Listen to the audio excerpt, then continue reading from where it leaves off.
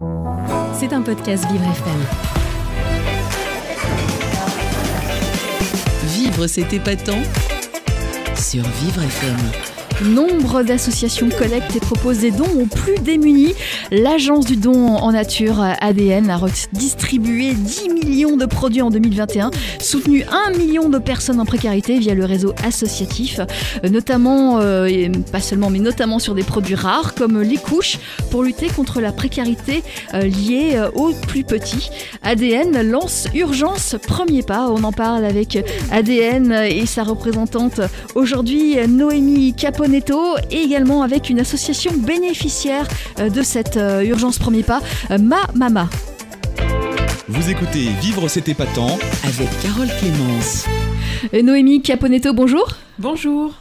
Alors Noémie, vous êtes directrice adjointe et directrice du pôle association d'ADN, Agence du don en nature, mais on prononce ADN, hein. Oui, tout à fait. Voilà, on prononce ADN, qui est né en 2008, et vous collectez, alors pas des denrées alimentaires, c'est ça, mais d'autres produits. Voilà, pour nous, en fait, ce qui est important, ce sont les produits non alimentaires, parce que ce sont des produits de première nécessité, au même titre que les biens alimentaires, en réalité. Et nous sommes spécialisés donc dans la collecte et la distribution de ces produits à un réseau associatif partout en France métropolitaine. Oui, alors il y a une centaine d'associations qui sont bénéficiaires de vos actions. Alors, presque 1300 maintenant. Donc notre réseau d'associations bénéficiaires a fortement augmenté, notamment depuis la crise de la Covid. Et il s'étend toujours par le bouche à oreille. Les associations nous contactent sans que nous fassions d'action de publicité. Mais il est vrai qu'il y a beaucoup de besoins en termes de produits non alimentaires pour soutenir l'action des associations et le travail des travailleurs sociaux et des accompagnants. Oui, la majorité des associations humanitaires vont plus donner dans l'alimentaire, c'est ça, et vous êtes plutôt dans le non-alimentaire, vous êtes carrément dans le non-alimentaire, ce que font moins d'assos, c'est bien ça, si je comprends ? Voilà, en réalité, il y a tout un réseau d'associations qui sont spécialisées dans l'aide alimentaire, à commencer par les banques alimentaires, bien sûr, qui sont présentes dans tous les départements. Il y a également la Croix-Rouge, le Secours populaire, des grandes associations, les Restos du Cœur, qui ont commencé dans les années 1980 à faire cette distribution alimentaire. Nous, en fait, dans les années 2000, nous avons eu la création de l'Agence du don en nature, parce que l'équipe fondatrice de l'association s'est rendue compte qu'il y avait beaucoup de gaspillage d'entreprises qui en réalité détruisaient des produits qui étaient invendus et qui n'avaient pas eu de première vie. Donc c'était vraiment un gisement important de produits qui pouvaient servir tout à fait et être utiles à des familles et des personnes en situation de précarité notamment. Oui, par exemple, quel produit ? Alors ça pouvait être notamment la lessive, qui est un des produits phares que nous distribuons, puisque c'est un des produits les plus demandés avec les produits de puériculture. Et ça peut aussi être tout type de produits d'hygiène, comme du shampoing ou du gel douche, du savon. En fait, ce sont des produits de la vie de tous les jours que toutes les familles, tous les foyers utilisent, qui ne sont pas dans la catégorie alimentaire. Donc ça va de l'ameublement du domicile à l'équipement d'une cuisine, par exemple, l'équipement d'une salle de bain, les produits consommables. Et ça peut aller jusqu'au textile, aux vêtements pour les hommes, les femmes, les enfants, les jouets également. Pour nous, tous ces produits-là sont aussi des produits de première nécessité. Et ce ne sont que des produits neufs. Donc nous ne collectons que des produits neufs invendus. Et souvent des produits de marque, puisque c'est aussi quelque chose qui compte quand même, la qualité des produits, pour les personnes qui reçoivent ces dons in fine de la part des associations partenaires. Oui, il y a 200 entreprises environ qui vous donnent. Est-ce qu'on peut en citer quelques-unes ? Oui, alors nous avons bien sûr le groupe L'Oréal, qui est un de nos principaux donateurs avec tous les dons d'hygiène. Également le groupe Pierre Fabre avec les produits Chlorane, par exemple. Nous avons également donc l'entreprise Leroy Merlin, qui est un de nos gros donateurs sur tout ce qui va être l'équipement de la maison, du domicile. C'est important, ça. Et c'est très important. Ça peut même être parfois de l'équipement pour faire des travaux, puisqu'il y a même des associations aussi qui ont besoin de faire des travaux dans leurs locaux. De repeindre, de changer un certain nombre de pièces, etc. Et nous avons également d'autres donateurs sur plein de domaines différents. Par exemple, la marque Mustela pour les produits bébés, donc les laboratoires Expanscience. Et c'est vrai que il y a énormément d'entreprises qui font acte de générosité et qui distribuent par notre biais beaucoup de produits. Comme vous l'avez dit, l'an passé, nous avons distribué 10 millions de produits.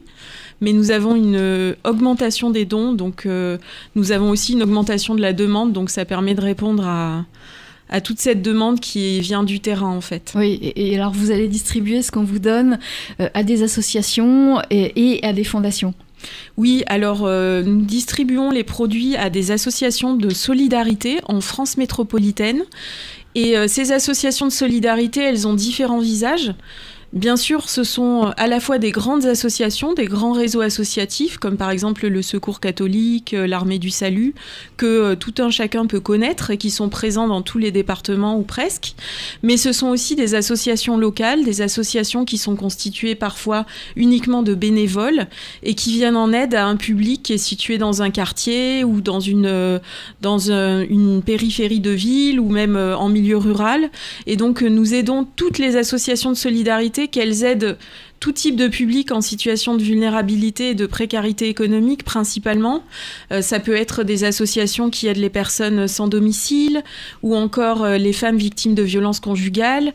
Ça peut être des associations qui ont un profil plus ouvert à des publics de travailleurs précaires, de personnes qui ont du mal à joindre les deux bouts même s'ils ont une activité professionnelle. Donc en réalité, c'est très vaste le domaine de toutes les associations à qui nous pouvons distribuer des produits.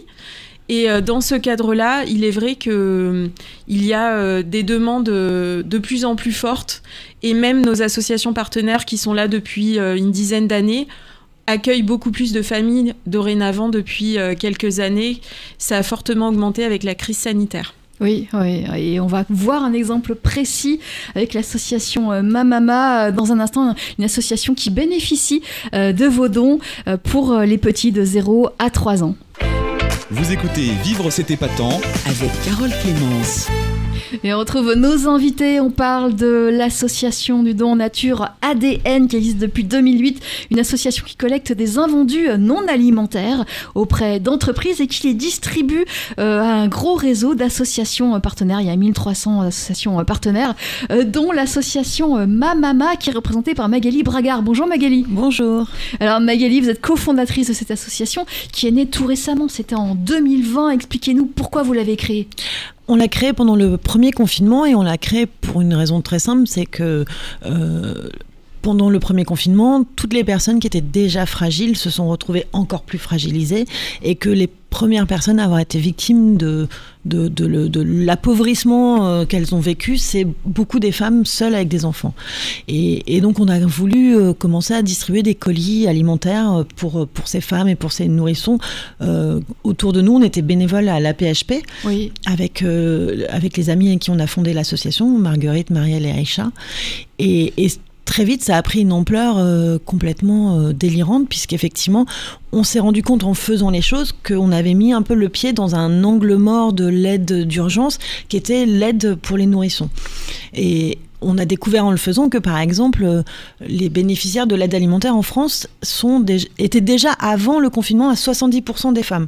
C'est principalement les femmes qui ont besoin de l'aide alimentaire pour subvenir à leurs besoins et à leurs besoins de leur famille. C'est aussi parce que c'est elles qui vont chercher. Exact. Non, mais c'est aussi parce que y a énormément de familles pauvres qui sont des familles monoparentales, oui, et que c'est une grande partie des personnes qui n'arrivent pas simplement à se nourrir correctement. Ce sont des familles avec comme chef de famille des mères seules, oui, avec des jeunes enfants. Et encore plus effectivement quand elles ont des bébés, parce que c'est des besoins extrêmement coûteux, le lait, les couches, les petits pots, tous les besoins de puériculture qui sont très très coûteux et qui sont très peu distribués par les associations par rapport aux besoins immenses. Il y a plein d'associations qui font des choses sur le sujet des jeunes enfants, mais les besoins sont largement supérieurs à ce qui est proposé. Et c'est pour ça que nous, avec notre initiative, qui au départ était très petite, puisqu'on a commencé à 4 amis, maintenant, en fait, on a, depuis le début, donc il y a un peu plus qu'1 an et demi, on a aidé plus de 64 000 femmes et nourrissons et adolescentes, parce qu'on fait aussi de la lutte contre la précarité menstruelle. Oui. Mais les chiffres sont complètement dingues.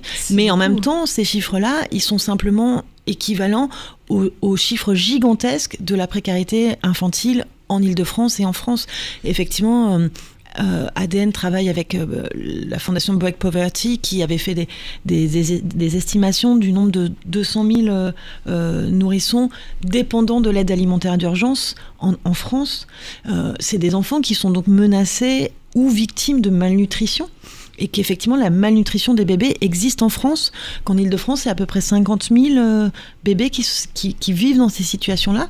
Et c'est une question de santé publique qui a des enjeux extrêmement importants, et au moment même où ces enfants sont mal nourris, mais surtout aussi sur le long terme, parce que ça implique des problèmes de santé qui risquent de les accompagner toute leur vie, malheureusement. Oui, on entend souvent dire que, au contraire de ce que vous dites, justement, les enfants, on ne meurt pas de faim en France. Alors, on ne meurt pas de faim, mais par contre, on est victime de malnutrition. C'est pas la même chose, la sous-nutrition et la malnutrition.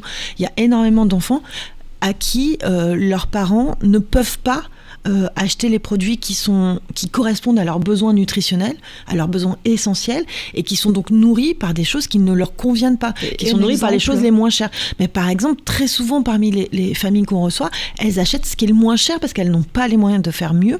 Et par exemple, ce qui est le moins cher dans les magasins, dans les supermarchés, c'est les petits paquets de chips, les petits chapelets de chips comme ça, où pour moins d'1 euro, on a 5 petits paquets de chips et ça fait 5 repas ou 5 goûters pour des enfants. Sauf que c'est évidemment bourré de sel, de gras, et que c'est très dangereux en fait. C'est même pas que c'est pas terrible, c'est juste dangereux pour la santé de ces enfants. Et que les produits adaptés aux besoins des nourrissons particulièrement sont très coûteux. Et l'autre problème, c'est que ce sont des produits qui ne périment pas, ou qui périment avec une très longue durée de vie. Et donc, effectivement, autant des fruits, des légumes, il y a, dans les banques alimentaires, comme le dit Noémie, c'est assez simple. En tout cas, c'est possible de récupérer ces produits. Mais les produits pour nourrissons, en fait, subissent un peu la même chose que les produits non alimentaires, c'est-à-dire que c'est des produits qui périment pas ou dans très longtemps, et donc il est très difficile de les trouver quand on fait par exemple des ramasses dans les supermarchés, comme font beaucoup d'associations, ou à la banque alimentaire. Donc c'est des produits compliqués à trouver pour nous, et en plus, de toute façon, quand on s'occupe des nourrissons, les produits alimentaires comme les produits alimentaires, c'est la même chose, c'est-à-dire qu'on ne peut pas donner à des enfants du lait ou des petits pots sans leur donner des couches et des lingettes et des cotons et tout ce qui permet de... En fait, l'hygiène, c'est aussi un besoin élémentaire. Et donc, nous, on a tout de suite travaillé avec ADN parce qu'effectivement... pour nous, c'est tout aussi essentiel, des produits d'hygiène, c'est tout aussi essentiel que des produits alimentaires. Oui, et vous faisiez des collectes dans les magasins Alors, on a fait des collectes dans les magasins. Effectivement, on est aussi affilié à la banque alimentaire.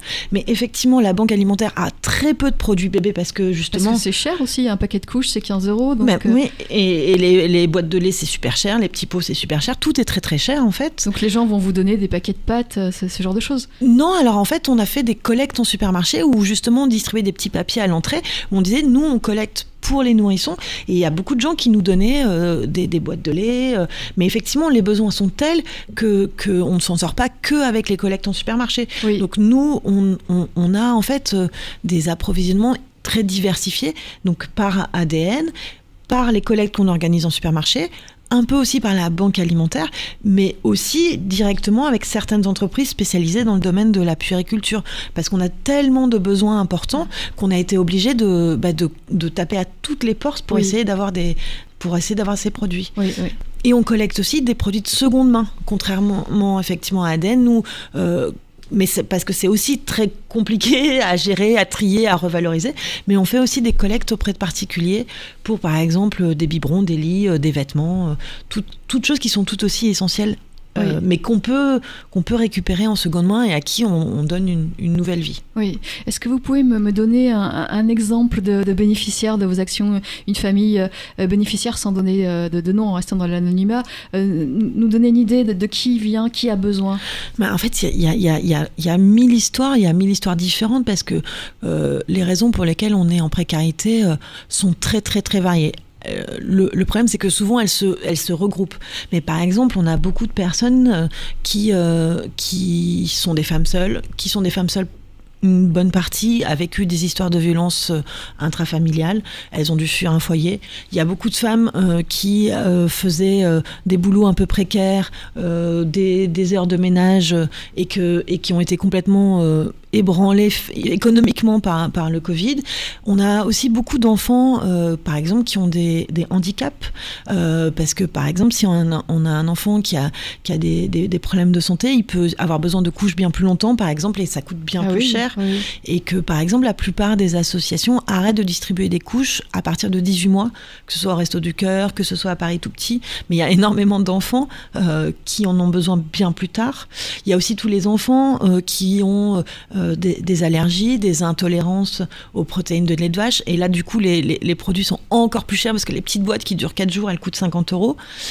Il y a toutes les femmes qui elles-mêmes ont des handicaps. Il y a toutes les femmes qui n'ont pas de place en crèche, donc n'ont pas pu continuer à travailler. Il y a les femmes qui sont devenues veuves pendant le Covid. Il y a 1000 histoires. Il y a les femmes qui sont tombées enceintes en étant étudiantes. Il y a toutes les histoires possibles et imaginables. Oui. Magali, l'association Mamama, donc qui est bénéficiaire d'ADN et qui reçoit ces produits difficiles à trouver, ces couches, ce lait maternel qui est très important évidemment puisqu'il est difficile à trouver, il est onéreux. ADN, vous avez du mal aussi à trouver ces produits, à avoir des entreprises qui vous donnent ces produits ? Les couches. Alors, c'est effectivement un sujet puisqu'il faut savoir que nous collectons essentiellement des produits qui ont été fabriqués en France puisque les donateurs sont à proximité, en tout cas sur le territoire. Normalement, il y a peu de producteurs de couches en France. Et donc, forcément, la rareté est importante sur cette catégorie de produits, ce qui fait que nous ne pouvons pas non plus garantir des produits de type couche toute l'année à l'ensemble des associations pour remplir 100% de leurs besoins. Alors, lorsque nous avons fait l'opération Urgence Premier Pas, nous avons bénéficié en fait de dotations financières de l'État qui nous ont permis d'acheter des couches. Ce qui réalisait vraiment, ça permettait de répondre aux besoins des associations à ce moment-là. Et il y a des associations qui ont fait des réserves aussi parce qu'ils savaient qu'on n'en aurait pas pour toujours. Donc pendant plusieurs mois, nous avons distribué des millions en fait de couches à l'ensemble de notre réseau. Et c'est vrai que ça a été fortement apprécié. Ça a été fortement apprécié. Ça a permis aussi à beaucoup de familles de vivre plus paisiblement. Il y a eu une étude d'impact qui a été menée à la suite de cette distribution qui a été faite par la fondation Break Poverty avec qui nous avions fait l'opération. Et en réalité, ça a permis d'apaiser certaines tensions qui pouvaient exister dans les foyers. C'est ce qui est remonté de l'étude d'impact, puisque les gens étaient moins stressés pour pouvoir trouver ce type de produit pour leurs enfants. Oui. C'est aussi une question de santé publique, également sur la partie hygiène infantile, puisque des bébés qui ne peuvent pas avoir leur couche changée assez régulièrement, peuvent développer des problèmes de santé, des problèmes dermatologiques. Donc, ça a réellement apporté un mieux-être, une meilleure façon de vivre en fait à des centaines de milliers de familles qui étaient dans cette situation. Alors c'est vrai que Magali parle du profil des personnes qui viennent la voir, qui sont principalement des femmes avec leurs bébés en région parisienne. Mais en réalité, dans toute la France, il y a des familles qui ont du mal à se procurer ces produits pour les enfants, pour leurs bébés. Et c'est vrai que ça peut également amener un sentiment de honte, de dévalorisation de l'estime de soi-même. Et pour nous, c'est vrai qu'à l'Agence du don en nature, comme chez Mamama ou chez nos partenaires, l'estime de soi, c'est quelque chose de très important. Vraiment d'aider les personnes à revaloriser leur image, à ce qu'ils puissent vraiment offrir cette sécurité à leurs enfants. Et pour nous, c'est vraiment ce qui compte le plus, c'est que les personnes puissent retrouver une image, une bonne estime d'elles-mêmes et se remobiliser en fait pour répondre présent à leurs enfants, aux personnes de leur entourage et être dans cette dynamique donc de mobilisation. Oui, c'est très important ce que vous faites pour l'association Mamama ADN, Noémie Caponetto. Est-ce qu'il y a aussi une demande pour les couches, pour les plus âgés, pour les personnes âgées justement Là, c'est aussi très onéreux. Ce sont des personnes qui n'ont pas forcément les moyens. C'est très compliqué aussi. Oui, tout à fait. Il y a de plus en plus de demandes qui sont faites par différentes associations partenaires sur ce sujet-là. Nous avons des partenaires qui travaillent avec des personnes, il y a des personnes sans domicile, enfin qui sont dans des centres d'hébergement collectif vieillissantes. Donc ça, c'est vrai que c'est un public pour lesquels il n'y a pas forcément les moyens de s'acheter ces protections, que ce soit pour hommes ou pour femmes. Donc nous avons des donateurs qui justement peuvent nous permettre d'avoir des dons sur ce type de matériel. Et encore une fois, c'est pas produit non plus en France, c'est comme les couches pour les petits. Oui, alors il y a quand même une production qui est faite en France, mais c'est vrai qu'il y a parfois des produits qui viennent de l'étranger également. Oui. En tous les cas, toutes les questions liées à l'incontinence féminine, masculine, c'est vrai que c'est également quelque chose qui relève du tabou.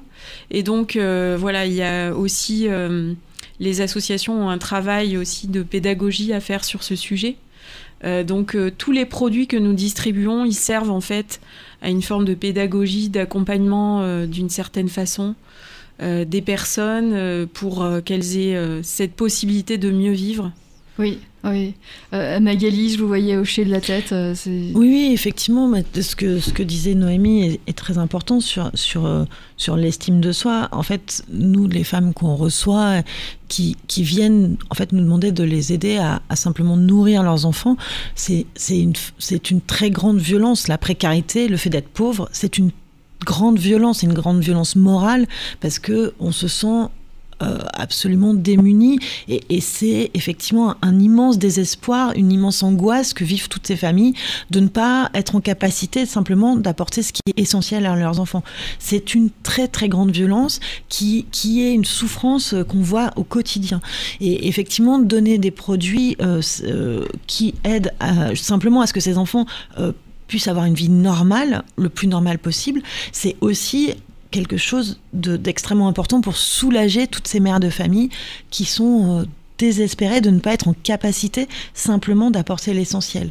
Donc effectivement, nous aussi, on voit cet immense désespoir de ces familles qui ne peuvent pas simplement faire ce dont leurs enfants ont besoin. Oui, et alors Magali Bragard de Mamama, l'association que vous avez co-créée, vous faites aussi des dons pour l'Ukraine. Vous vous engagez tout récemment sur cette situation ukrainienne. Mais en fait, on s'est engagé pour toutes les personnes qui ont besoin. Et effectivement, donc nous, on est très récente, on n'a même pas encore 2 ans, mais quand on a vu qu'effectivement la grande majorité des réfugiés qui fuyaient l'Ukraine étaient des femmes avec des enfants, et des enfants très jeunes, forcément c'était exactement ce que nous on faisait. On a l'habitude de faire ces colis, donc on a tout de suite envoyé des produits avec la collaboration d'une association qui s'appelle Help Moldova, et donc on a envoyé des produits à la frontière entre la Moldavie et l'Ukraine.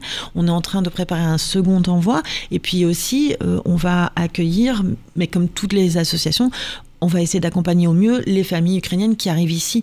Nous, ce qu'on a envoyé sur place, c'est des produits vraiment d'urgence absolue, des couches, des lingettes, qui vont permettre aux gens de faire le trajet jusqu'à leur destination finale, qui est parfois la France, qui est parfois l'Espagne, qui est parfois le Portugal. Et donc là, maintenant que les personnes commencent à s'installer en France, il va forcément y avoir beaucoup plus de besoins encore sur des produits qui étaient déjà en grande tension. Donc il va falloir trouver de nouveaux moyens, puisque effectivement le Covid a déjà montré que les besoins étaient largement supérieurs à ce que ADN arrive à trouver, à ce que toutes les associations arrivent à trouver. Mais là, on va se retrouver encore plus en difficulté parce qu'il y a beaucoup d'enfants de plus qui vont arriver et dont les parents, fuyant la guerre, n'auront pas à nouveau les moyens de leur apporter l'essentiel. Oui. Et ces mères ukrainiennes, vous en avez déjà vu dans votre association ? Alors pour le moment, en fait, nous on est en contact avec l'association Aurore et avec France Terre d'Asile qui gère les centres d'accueil à Paris. pour le moment, il y a beaucoup de personnes qui sont simplement en transit, en fait, et beaucoup de gens qui viennent et qui passent une nuit ou deux avant de repartir. Une fois que les gens seront installés en région parisienne, effectivement, il y a très peu de places aussi d'hébergement en région parisienne, donc ça va être très compliqué aussi de trouver des endroits où loger ces familles. Mais une fois que toutes ces familles seront logées, on pourra les accompagner sur le long terme, parce qu'en fait, elles auront besoin d'aide, pas simplement la première semaine de leur arrivée, mais elles auront besoin d'aide sur le long terme, comme toutes les familles qu'on accompagne en fait. C'est pas de l'aide ponctuelle, il faut que ce soit de l'aide sur le long terme, et ce sera en fait la même chose parce qu'elles auront les mêmes soucis. Oui. Et alors ça, on peut vous donner à l'association Mamama, on peut vous donner directement. Alors, si vous voulez nous donner, c'est tout à fait possible. Évidemment, on peut recevoir des dons financiers. En fait, on a une collecte, une cagnotte sur Hello Asso, et ça nous aide beaucoup. Ça nous aide pour organiser toutes les actions de distribution. On fait beaucoup de distribution, par exemple, dans 138 centres de PMI, donc protection maternelle et infantile, centres de santé dans toute l'Île-de-France, quand des pédiatres, des puéricultrices détectent des enfants qui sont justement dans ces situations de malnutrition, elles nous font des commandes pour des colis spécifiques qu'on fait sur mesure pour chaque enfant, avec les besoins spécifiques de chaque enfant, et que des bénévoles livrent donc dans 138 centres dans toute l'Île-de-France, par exemple, pour organiser ça. En fait, on a aussi besoin d'argent, parce que effectivement on a besoin des produits pour les distribuer, mais on a besoin par exemple de mettre de l'essence dans les véhicules qui font les livraisons, on a besoin enfin il y a des besoins, et puis nous aussi d'ailleurs on achète des produits parce que justement particulièrement les couches, si ADN n'arrive pas à avoir assez de couches, nous non plus, et c'est un vrai problème. Effectivement, on a dépensé des fortunes en couches. Donc, si vous voulez nous aider à acheter tout ce qui est essentiel et à continuer d'accompagner ces familles, vous pouvez aller sur le site de l'association, et c'est www.asso-mamama.fr. Très bien, merci Magali Bragard. On va faire une pause et on revient pour parler de l'association ADN, de l'agence du don et tout ce qu'elle fait, notamment pour l'Ukraine, mais pas seulement. Vous écoutez Vivre c'est épatant avec Carole Clémence. Toujours avec Magali Bragard, bénévole et co-créatrice de l'association Mamama, qui s'adresse aux femmes et aux petits de 0 à 3 ans. Et puis avec l'association, l'agence du don ADN, c'est une association de statut. Oui, nous sommes reconnus d'intérêt général et donc association toujours depuis 2008. Voilà, avec Noémie Caponetto, ADN qui fournit à l'association Mamama, donc entre autres, et puis 1000 et quelques autres associations sur toute la France qui sont bénéficiaires de vos campagnes, de vos dons. Alors des dons non alimentaires, des dons de vêtements, des dons de produits. Avec l'arrivée de ces réfugiés ukrainiens, il y a à peu près 10 000 personnes qui sont arrivées récemment. Est-ce que vous avez des besoins nouveaux ? Oui, alors il est vrai que nous avons été très sollicités depuis 2 semaines par les associations partenaires de notre réseau, qui sont pour certaines des associations de l'hébergement, et donc qui ont été mobilisées en premier lieu en réalité pour l'accueil des réfugiés, des personnes venant d'Ukraine.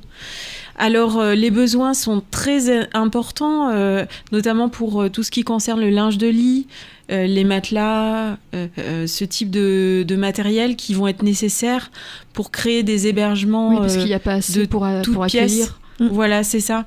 Puisque beaucoup d'associations ont dû monter du jour au lendemain des structures d'hébergement provisoires, notamment en région parisienne, mais aussi dans toute la France. Nous avons eu des demandes de Toulouse, du territoire de Belfort, de Nancy, du Pas-de-Calais.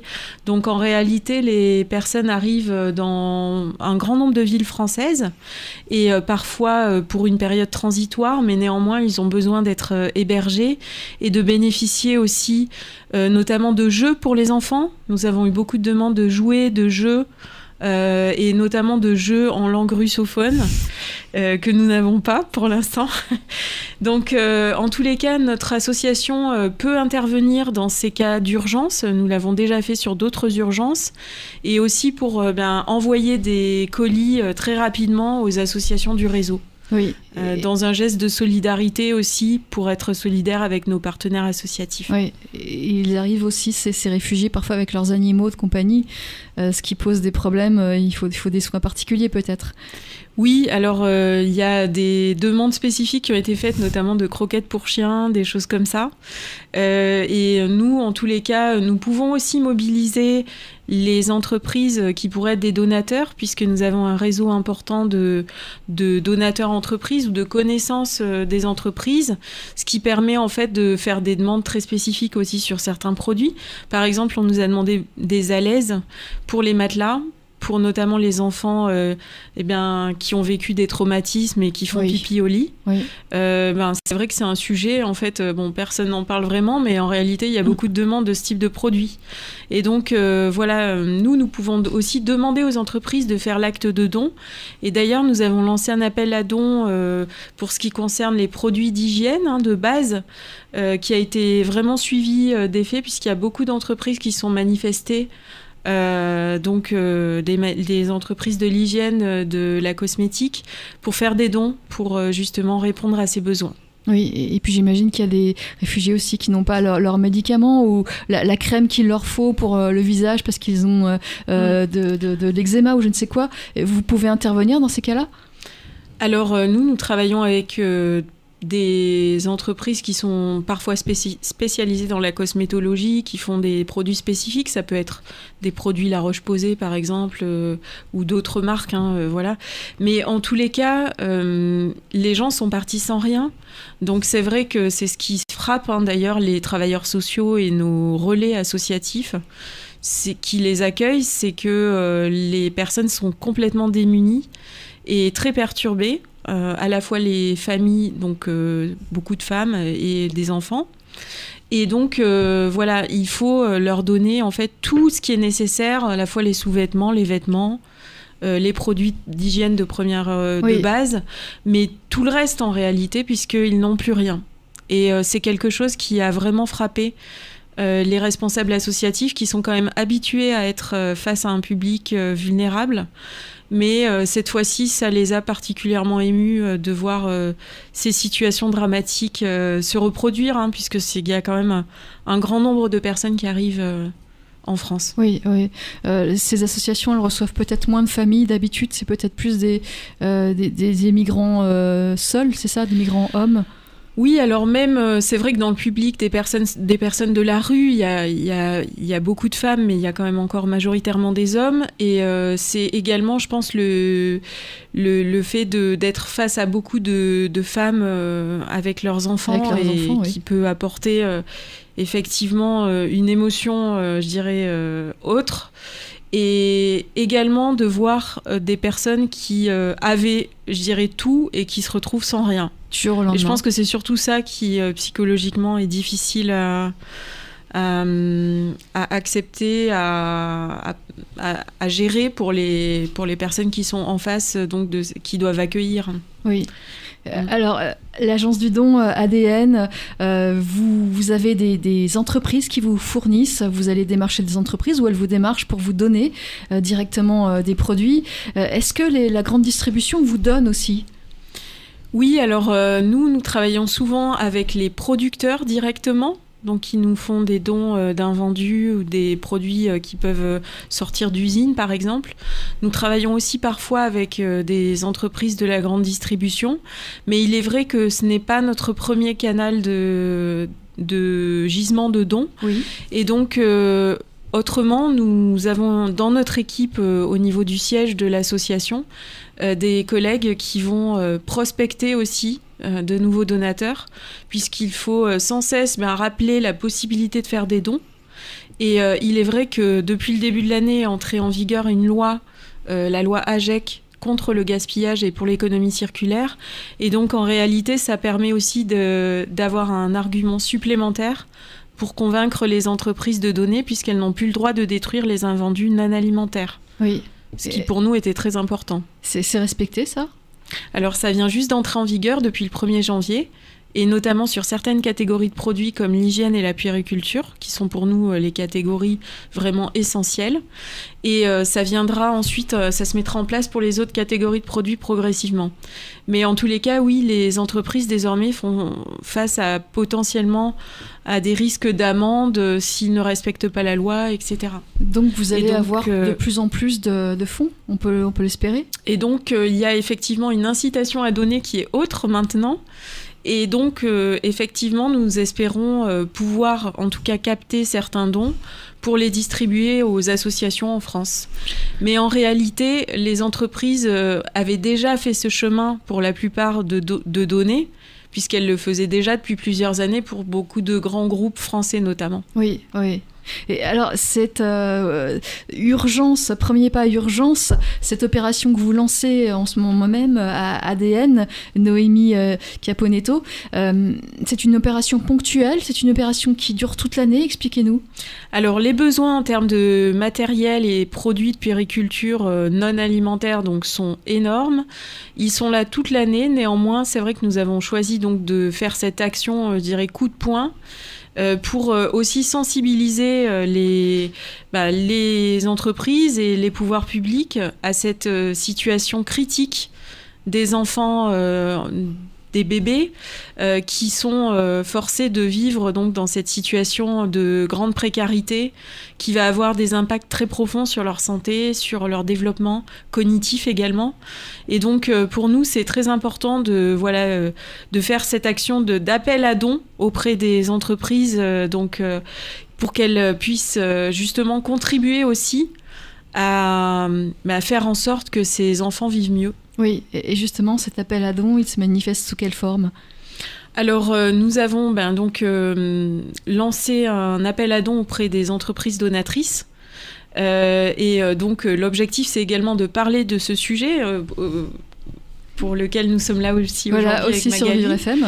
Et donc, de faire parler du sujet de la précarité infantile, qui est un sujet qui est assez peu traité, il faut le dire. En général, même par les associations, le captent par certains bouts. Mais en réalité, les études sur le sujet sont assez peu présentes. Hein. Oui. Donc, il y a le SAMU Social de Paris qui avait fait une étude sur les enfants hébergés à l'hôtel en 2016 ou 2017 qui avait des conclusions accablantes sur le fait que ça avait vraiment des impacts profonds de vivre dans cette situation, d'être démunis comme ça depuis la toute petite enfance. Mais en réalité, je pense qu'il est temps à présent aussi de pouvoir consolider des informations concrètes pour consolider le plaidoyer sur ce sujet de la précarité infantile, puisque il est vraiment très important pour nous à l'Agence du don en nature de pouvoir aussi répondre à ces besoins. Donc l'appel à dons, il est lancé. Nous menons aussi des actions dans les régions avec notamment des réunions qui vont être organisées avec les entreprises donatrices et nos associations partenaires tout au long de la semaine et la semaine prochaine, donc dans plusieurs villes de France, notamment à Lyon, à Marseille donc, qu'est-ce qu'il y a et à Lyon, Toulouse. par exemple ? Et donc à Lyon, nous aurons donc une réunion demain dans les locaux, à l'hôtel de ville de Lyon, avec la présence du maire. Et notamment pour signer une convention de partenariat avec le Centre d'action sociale de la ville, avec qui nous travaillons sur différents sujets, notamment des sujets liés aux enfants, comme la rentrée scolaire par exemple, puisque c'est un temps fort aussi pour nous de pouvoir distribuer du matériel scolaire au moment de la rentrée aux enfants. Oui. Et nous travaillons donc également avec des établissements de type centre d'action sociale, puisque eux aussi font face à la précarité grandissante des populations dans certaines villes. Très bien. Un dernier mot avant de conclure. Magali, d'abord à vous. Alors effectivement, de Mamama. Effectivement, la précarité des nourrissons, des enfants, c'est un sujet qui n'existe quasiment pas dans les médias, dans la société, alors que c'est un sujet vraiment capital, parce qu'effectivement, c'est une situation qui est catastrophique. Il y a peu d'études, il y a peu de sujets sur cette question. C'est vraiment la précarité la plus silencieuse qui existe, la précarité des nourrissons. Et c'est extrêmement important qu'on puisse en parler ici. C'est extrêmement important que ADN lance justement une opération sur ces questions particulières. Et effectivement, on imagine que les femmes et les enfants sont plus particulièrement protégés en France, mais c'est pas le cas, malheureusement. Par exemple, des choses toutes simples, mais nous recevons beaucoup de femmes qui sont victimes de violences, donc qui sont hébergés dans des hôtels pour être éloignés du conjoint violent. Mais par exemple, c'est des hôtels qui sont souvent dans des états catastrophiques. Nous, il y a une de nos bénéficiaires qui s'est effondrée en larmes avec son enfant parce qu'elle s'est rendue compte qu'il savait marcher à quatre pattes et qu'elle ne le savait pas. Elle s'en est rendue compte dans l'association parce que dans son hôtel, il y a tellement de cafards au sol qu'elle n'a jamais posé son enfant au sol. Donc par exemple... c'est des choses comme ça que les gens vivent. C'est-à-dire qu'il y a des nourrissons, des bébés qui vivent dans des situations absolument indignes, qui ne sont pas nourris correctement, qui ne peuvent pas avoir des couches changées suivant leurs besoins. C'est déjà une situation catastrophique. C'est une situation qui est rendu encore plus terrible avec effectivement l'afflux de ces enfants qui arrivent d'Ukraine et de ces femmes qui arrivent d'Ukraine. Mais c'est un sujet, il faut profiter, même si le mot est horrible, de ce moment où on se rend compte qu'effectivement les femmes et les enfants sont très particulièrement victimes quand il y a des crises, quand il y a des crises, que ce soit des crises géopolitiques, des guerres, mais des crises sanitaires, des crises économiques, quelles sont les premières victimes et qu'il faut absolument penser l'aide à ce public le plus en précarité possible. Oui, et à ADN, Noémie Caponetto, vous y pensez justement ? Oui, l'important, c'est vraiment de préserver la dignité des personnes et c'est ce à quoi nous nous attelons tous les jours. Et il est vrai que la dignité des enfants, pour nous, c'est pas quelque chose sur lequel on peut transiger. Donc voilà, nous apportons notre pierre à l'édifice et les associations...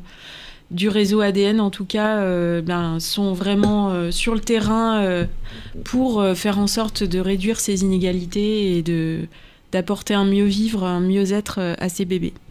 Merci à toutes les deux, Magali Regarde de l'association Amama et vous, Noémie Caponetto d'ADN, l'association, l'agence du don. Merci à vous toutes les deux. Merci beaucoup. C'était un podcast Vivre FM. Si vous avez apprécié ce programme, n'hésitez pas à vous abonner.